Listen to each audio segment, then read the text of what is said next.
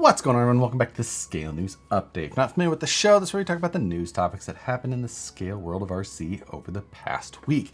If you enjoy the Scale News Update, hit the like button. Let's jump into this week's topics. First for this week, new from Losi, the new Baja Rey 2.0s. These have a method wrapped, like Ford Raptor style, and then a Ford F100 with a heatwave visual wrap, which is modeled after the Eisenhower brothers full-size trophy truck. Now, these new versions of the Baja Rey do have some significant updates compared to the previous models. One of the most visually noticeable is that it does have dual shocks on all corners now, front and rear. This took some modification to the suspension styling in the front, especially to fit that second kind of just damper. It doesn't have a coil spring on it. Only one has a coil spring. One is just an additional damper, mostly probably for the visual, but also it is functional as it appears.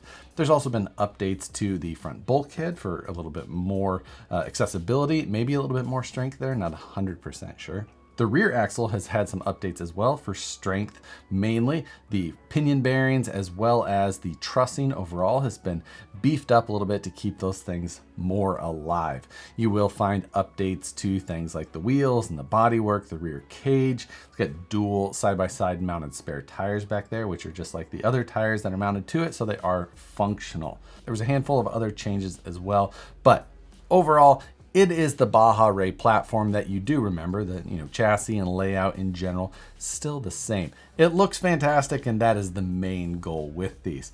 They do drive well, but they drive scale. So there's a lot of chassis movement. It's not going to drive like one of your regular short course trucks, but it's not exactly the goal. These look great, drive well for what they're modeled after, and these new styles I think are probably some of their best in my opinion. If you're looking for more details on these, I've put links in the description below where you can find more information and purchase the new Baja Rey 2.0. RC 4-Wheel Drive has announced that they've got a number of new TRX6 hauler parts available. Mainly 3D printed stuff. There's some sheet metal parts, including like some rear fender covers, and there's some toolboxes. There's a sleeper cab kind of addition, vents and roof racks, lights. Just about all the things that you could add to this to change up the styling without actually changing the body of any sort. So if you've got one of those TRX6 haulers and you want to add some scale details to it, then here's some options that you'll be able to just bolt right on. This week, another one from Fair RC. They've got another dressed up FMS, this time the Mogrich. That's the 1/18th scale platform. They have the Unimog body on it. I think they've got like a Hilux and a square body Chevy, maybe a FJ as well, but straight axle, little platform, not a big performer, kind of an awkward size, but had a Unimog body on it. No portals on this one, but they've done their patinaed paint job on it. And I mean, the patina job on it actually, in my untrained eye, looks pretty decent or reasonable. It's patinaed. I think they even like dirty up the tires a little bit. Not 100% sure if they're painting that on or rubbing some dirt on it. I don't 100% know. If the Mogrich ever spoke to you, but not quite enough, maybe this is another option. Check it out, available now. Just posted from Reefs RC, what appears to be a gold Raw 500 servo, but I don't think that it is actually gold because the reel that was posted with this, the audio in the background was Brass Monkey, which I believe that this is a actual brass servo. It has finally happened. It is here. And not only is it just a brass servo, it is a high polish brass servo to give you all of the bling points. We all know that there's already hundreds of people that need this particular servo. I can't even think of what trucks these could possibly go in. More details on this are coming soon, and I do believe that it will be available for viewing with a white glove treatment only at Axial Fest West this coming week and weekend. The Artful Dodgers posted up a little teaser pic in their Instagram story on Monday. This is the AR45 portal version servo on axle mount. This is a laser cut steel and welded servo mount for those AR45P axles. Allows you, room for mounting both your upper links to convert to 4-link, removing the panhard and putting the servo tucked back behind the axle. As you can kind of see in their photo, or maybe you can see, it does require what looks like a fairly long servo horn to get out in front of that axle and clear everything. I always like seeing some non-3D printed options of these, something that's really gonna hold up well for the long run. Knight Customs has finally released the downloadable pack for you Element Utron owners. If you've got the Element Utron and you're trying to camouflage that you've got an Element Utron, you can download this pack and 3D print all kinds of accessories to dress up that body. Looks much better after the Knight Customs treatment. This thing has light bars and rear roll bar, fender flares, a bunch of little things that just overall look really good. So you can check that out. This is on the Knight Customs My Mini Factory, which I've linked to in the description below. You go there, you purchase the download, and then you 3D print these yourself at home. So check that out, Knight Customs My Mini Factory. A new one from Tamiya. This is the new Pajero CW-01. And as excited as many of you may have got, don't get too excited, because while this is the Pajero body from back in the day, it's not the hard body, and this is on like the Midnight Pumpkin chassis rather than any of the other chassis that might put this body at a somewhat reasonable wheelbase for scale builds. Instead, it is very small and on a chassis that you're not going to have a lot of versatility with. So, the idea is that they must kick around before they finally land on this being the winner. I'd love to see the rest of that list. FMS released another version of the Smasher V2. This is the High Roller 2. Lots of twos. Is that the first time anyone's ever doubled up on twos in a product name? Interesting fact, if so.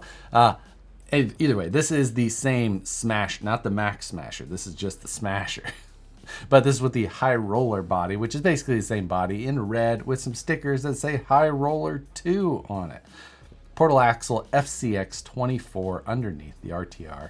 A lot of 124 scale fans seem to like the FCX24, and if you're looking for mini monster trucks, not a ton of RTR options. So if you didn't want the not a Bigfoot, now you can have something that's kind of red.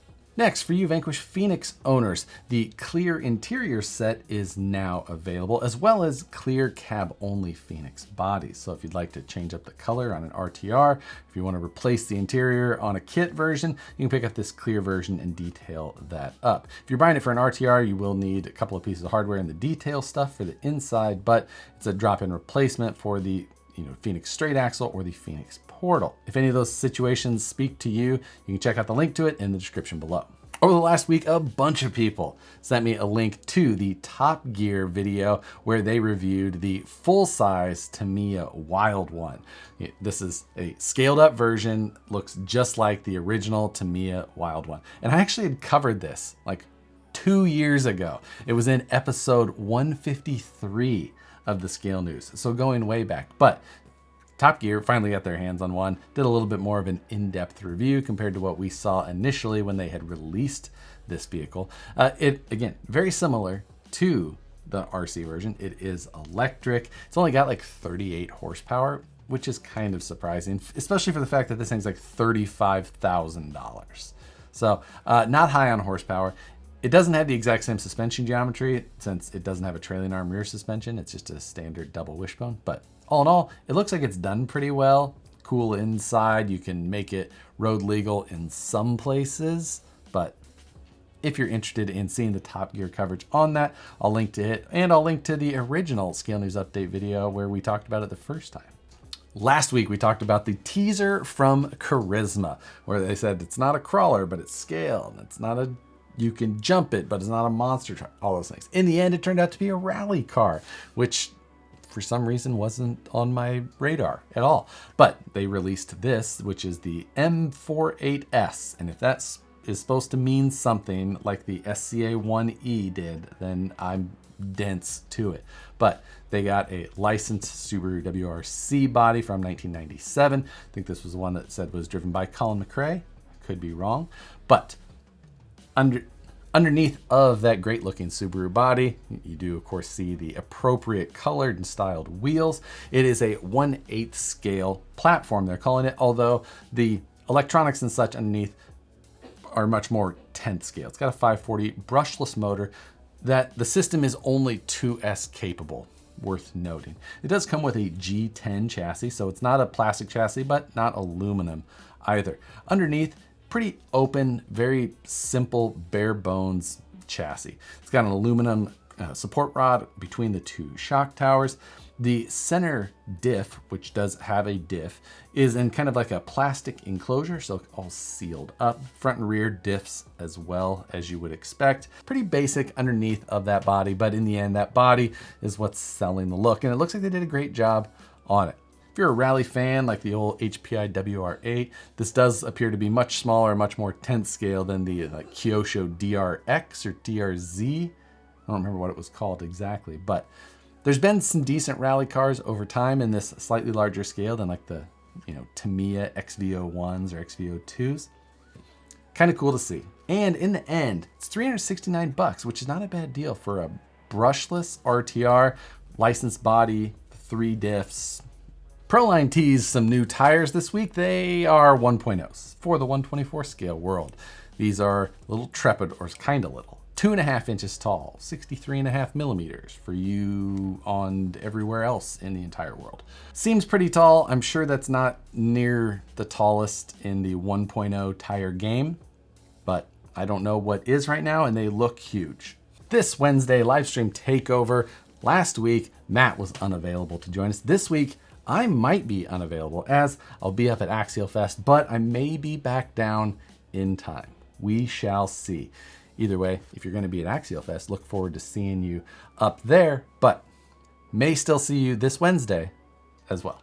However, this Friday for Friday Night Live, we're just going to go ahead and preemptively cancel. I will not be back for that one. So we'll catch you next Friday for Friday Night Live. For this week's question, reflecting back on the brass Reefs servo, I want to know, what's the most fancy or extra bougie version of an item that could just be simple that you've ever purchased? Is it a brass servo? Is it a very expensive pen, or maybe a very nice watch? A Eddie Bauer Ford Explorer? Whatever. What's the most extra thing you've ever purchased of just some normal item? Put it in the comments below. I want to see how creative some of you are, either with your memories or your spending. Hope to see some good comments. Love reading your comments. Favorite part of the Scale News every week. No kidding. With that, thanks as always for watching the Scale News update with me every Tuesday. Hit the like button if you enjoy the show. Subscribe if you're not already, and hit the notification bell so you see the videos as soon as they get uploaded. Updated, uploaded, whatever. Hope to see a bunch of you at Axial Fest. It's going to be a good weekend. But before the weekend, I hope you all have a great week. It's only Monday for me. As always, thanks again for watching, and we'll see you on the next one. Longest outro ever.